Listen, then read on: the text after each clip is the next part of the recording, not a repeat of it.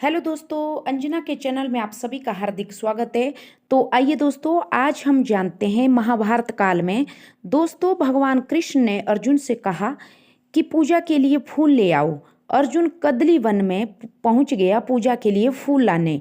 कदली one में पहले से हनुमान जी बैठे हुए थे और राम नाम का जाप कर रहे थे। जैसे ही अर्जुन ने फूल तोड़े तो हनुमान जी ने कहा कि क्या कर रहे हो, कौन हो। उसने बोला कि मैं अर्जुन हूँ। हनुमान ने उसे टोका कि क्या करने आए हो। वह बोला मैं फूल लेने आया हूँ पूजा के लिए, मुझे भगवान श्री कृष्ण की पूजा करनी है।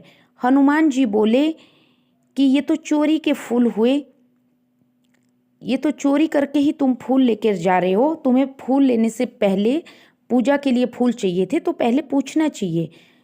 तो अर्जुन बोले मुझे कृष्ण भगवान की, मेरे आराध्य की पूजा करनी है। हनुमान जी ने हंसते हुए कहा कि चलो ले जाओ। अर्जुन बोले कि आप हंस क्यों रहे हो। तो इस पर दोस्तों हनुमान बोला कि जिसके भगवान ही चोर हैं, वो उनकी पूजा के लिए चोरी से गए फूल, इसलिए मुझे हंसी आ गई। अर्जुन को बड़ा गुस्सा आया कि मेरे भगवान को चोर बोलता है। अब अर्जुन बोला कि तुम्हारे भगवान का भी तो हमें पता है, बानरों और भालुओं से पुल बना लिया। उन्होंने बड़े महारथी बनते थे, बाणों से पुल क्यों नहीं बनाया, बेचारे बंदरों को परेशान किया। हनुमान ने बोला कि अर्जुन क्या तुम बाणों का पुल बना सकते हो। अर्जुन बोला जी हाँ, ध्यान रखना राम जी के पुल में तो हजारों बंदर भालू लंका पहुंच गए थे। तुम्हारे पुल में राम जी का एक बंदर निकल जाए तब मानूंगा, ये मेरी शर्त रही और मैं देखता हूं कि तुम कितने बलवान हो। हनुमान बोला कि अगर टूट गया तो। अर्जुन बोला यदि टूट गया तो मैं क्षत्रिय हूं और मैं वचन देता हूं कि मैं अग्नि में जल जाऊंगा, ये मेरा वादा रहा। कहते हैं दोस्तों कि अर्जुन ने वाणों द्वारा वर्षा करके बहुत शानदार पुल बनाया। हनुमान जी से अर्जुन ने कहा कि पुल तैयार है, आप पुल के ऊपर चढ़ सकते हो। कहते हैं दोस्तों कि हनुमान जी ने अपना बड़ा विशालकाय रूप बनाया और पुल पर जैसा ही पहले कदम रखा तो पुल तो पाताल को ही चला गया। अब हनुमान जी पीछे मुड़े कि बताओ पुल कहाँ गया, पुल तो मुझे नजर नहीं आया। अर्जुन बोले कि पुल बनाने वाला भी अब थोड़ी देर में आपको नजर नहीं आएगा।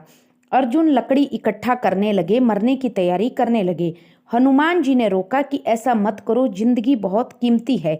अर्जुन बोला क्षत्रिय हूं, अपने वचन का पक्का हूं, वादे अनुसार मरना तो पड़ेगा, मुझे जग हंसेगा। हनुमान बोला कोई नहीं हंसेगा, मेरे अलावा और किसी को कोई पता नहीं है। लेकिन दोस्तों अर्जुन नहीं माना, वो अपने लिए चिता तैयार करने लगा। इस पर हनुमान ने मन ही मन भगवान श्री कृष्ण को, कृष्ण भगवान का ध्यान किया। भगवान श्री कृष्ण ब्राह्मण का भेष बनाकर आए और जब ब्राह्मण का भेष बनाकर कृष्ण भगवान आए तो अर्जुन से कहने लगे कि कहो भक्तराज, ये क्या कर रहे हो, ये आग क्यों जलाई है, क्या तुम्हें रोटी बनानी है। अर्जुन बोला कि मैं तो अब मरने जा रहा हूँ, आप बताओ ब्राह्मण देवता, वचन का पालन करना चाहिए कि नहीं। मैं क्षत्रिय हूँ और मैंने इसको हनुमान जी को वचन दिया था कि मेरा पुल टूट गया तो इसलिए अब मैं मरने जा रहा हूँ। कृष्ण बोला कि तुम दोबारा पुल बनाओ, मैं देखता हूँ कैसे पुल टूटता है।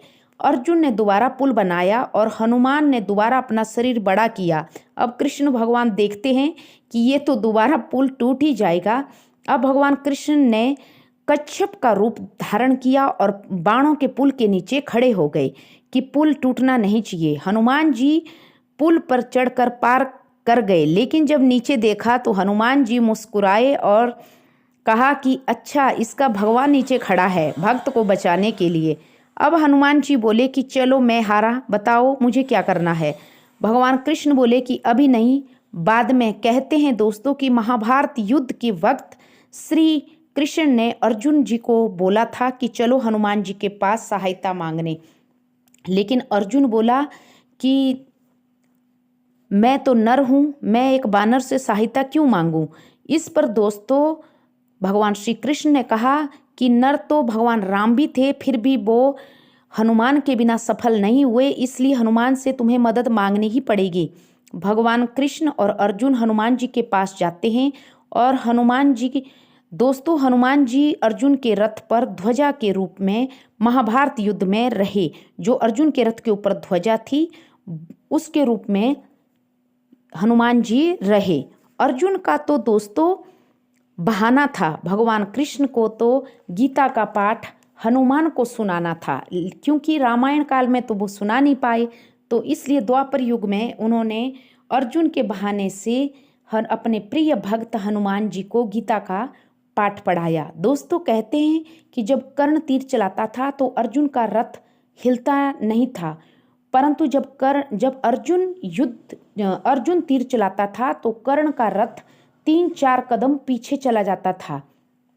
दोस्तों, भगवान हनुमान जी अर्जुन के रथ को हिलने तक नहीं देते थे और अर्जुन को अपने ऊपर घमंड था कि देखो मेरा रथ हिलता नहीं है, कर्ण का रथ हिल रहा है और पीछे भी चला जाता है। इस पर कृष्ण भगवान मुस्कुराकर चुप रहते थे। दोस्तों, कभी कभी जिंदगी में हम सबको भी ये घमंड हो जाता है कि हमारा सब कुछ ठीक चल रहा है, लेकिन ये ठीक ना जाने किस किस की दुआओं की वजह से चल रहा है। जिस दिन उस परमात्मा का हाथ हमारे सर से हटाना तो उसी दिन से हमारा गिरना शुरू हो जाएगा। दोस्तों, कहते हैं कि जब युद्ध खत्म हो गया तो अर्जुन को भगवान ने कहा कि तुम रथ से उतरो, लेकिन अर्जुन बड़े घमंड में कहते हैं कि नहीं माधव, पहले आप उतरो।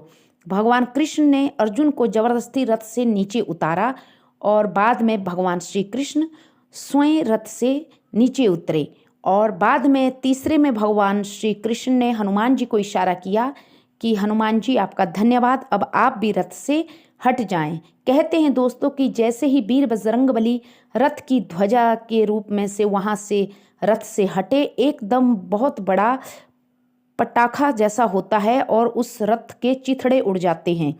अर्जुन ने पूछा कि रथ कैसे जला, तो इस पर कृष्ण भगवान मुस्कुराते हैं और कहते हैं कि रथ तो बहुत पहले ही जल गया था, पर हनुमान जी ने इसे बचा रखा था, इसे संभाल रखा था, इसलिए हमें हनुमान जी को धन्यवाद देना चाहिए। दोस्तों, ये तो थी कहानी। जिंदगी में हमेशा हमें भी याद रखना चाहिए कि चाहे आप कितनी भी संपदा, कितना भी धन वैभव प्राप्त कर लें, कभी भी अहंकार मत आने देना। इस अहंकार ने बड़े बड़ों को डुबो दिया। तो आशा करती हूँ दोस्तों मेरी ये मोटिवेशनल स्टोरी आप सबको पसंद आई होगी।